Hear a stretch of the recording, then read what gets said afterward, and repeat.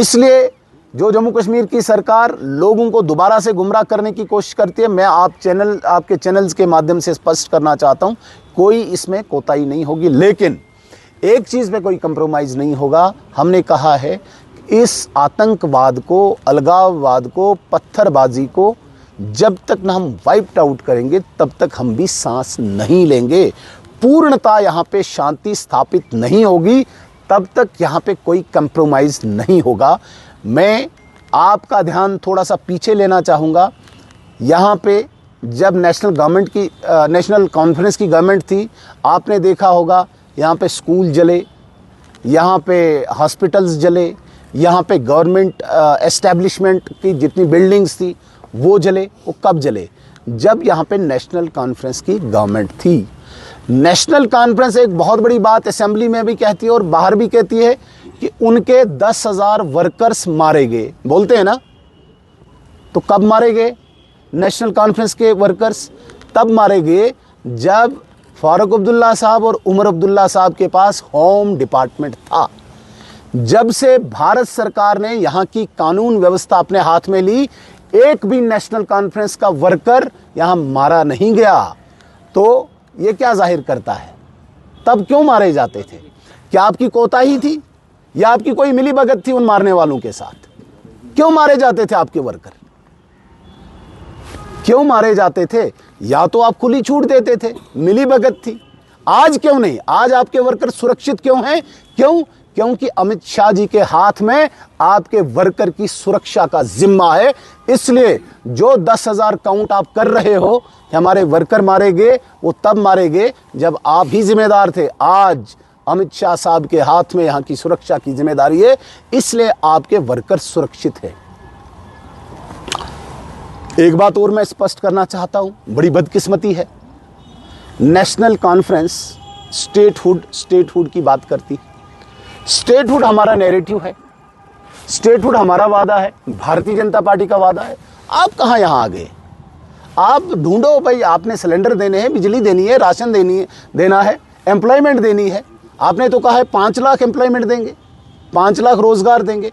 5 लाख रोजगार का मतलब है एक साल में 1 लाख। 5 साल है ना आपके पास, एक साल में 1 लाख का मतलब है 6 महीने में 50,000 सरकारी नौकरियां।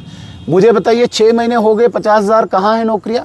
एक नौकरी जो नेशनल कॉन्फ्रेंस के बहुत बड़े लीडर के भतीजे को आपने लगाया बैकडोर करके, उस नौकरी के अलावा आम गरीब के बच्चे के लिए कहाँ है? बताइए मुझे। तो मेरे कहने का मतलब है इस हालात के जिम्मेदार नेशनल कॉन्फ्रेंस है। और आज जो हालात सुधरे हैं, आज यहाँ पे कोई हड़ताल नहीं है, आज यहाँ पे कोई कैलेंडर नहीं है, आज यहाँ पे कोई पत्थरबाजी नहीं है, आज यहाँ पे गरीब पेरेंट्स खुशी से अपने बच्चे को स्कूल भेजता है। वरना यहाँ पे सब अमीरों और बड़े बड़े पॉलिटिशियंस के बच्चे बेंगलोर, मुंबई या अब्रॉड वहाँ पढ़ते थे। गरीब के बच्चे हड़ताल के कारण स्कूल नहीं जा पाते थे। दूर की बात क्यों जाते हो आप? यहाँ पे डाउनटाउन जाइए, डाउनटाउन को बताइए, डाउनटाउन के लोगों को पिछले 15-20 साल आपको दुकान खोलने का कभी मौका मिला? नहीं मिला। आज जब से अमित शाह और नरेंद्र मोदी जी के हाथ में यहाँ की सुरक्षा का जिम्मा है, डाउनटाउन आज फल फूल रहा है।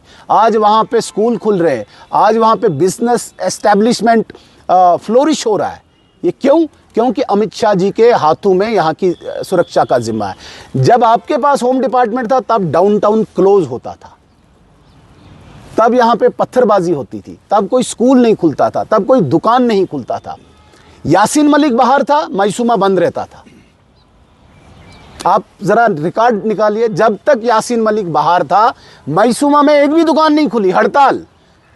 उसको उसकी जगह पहुंचाया गया, आज मैसूमा फ्लोरिश हो रहा है, आज वहाँ की दुकानें फल फूल रही है, आज वहाँ का बिजनेस फल फूल रहा है। तो ये क्या दर्शाता है? ये दर्शाता है कि नेशनल कॉन्फ्रेंस ने कभी भी कश्मीर की शांति के लिए कोई प्रयास नहीं किया।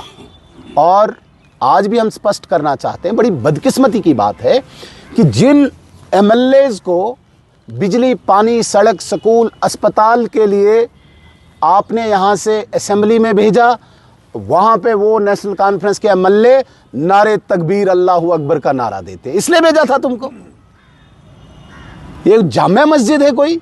असेंबली, वहाँ पे नारे देने के लिए क्या करना चाहते हो? प्रवोक करना चाहते हो? गुमराह करना चाहते हो? ये भारतीय जनता पार्टी के विधायक हैं जो अनुशासित हैं, जो संयमित हैं, वरना ऐसी चीज़ों से तो कभी भी रिलीजियस एक डिवीजन पैदा हो सकता है कहीं पे भी।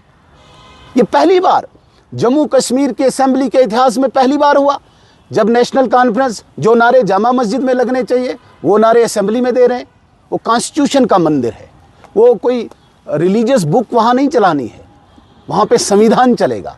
नारे तकबीर अल्लाहू अकबर वहाँ नारे देने की जगह नहीं है। जब हमारी गवर्नमेंट पीडीपी के साथ थी, मुफ्ती साहब चीफ मिनिस्टर बने थे, उस वक़्त भी मुफ्ती साहब ने पहला काम किया था, मसरत आलम जो एक सेपरेटिस्ट लीडर था उस वक़्त का, उसको रिहा करने की एक पहल की थी। हमने विरोध किया था कि ऐसे व्यक्ति को बिल्कुल रिहा नहीं करना। आपने देखा होगा उस वक़्त के वीडियोज़ भी लाएंगे। यूं ही मसरत आलम बाहर आया तो यही नेशनल कॉन्फ्रेंस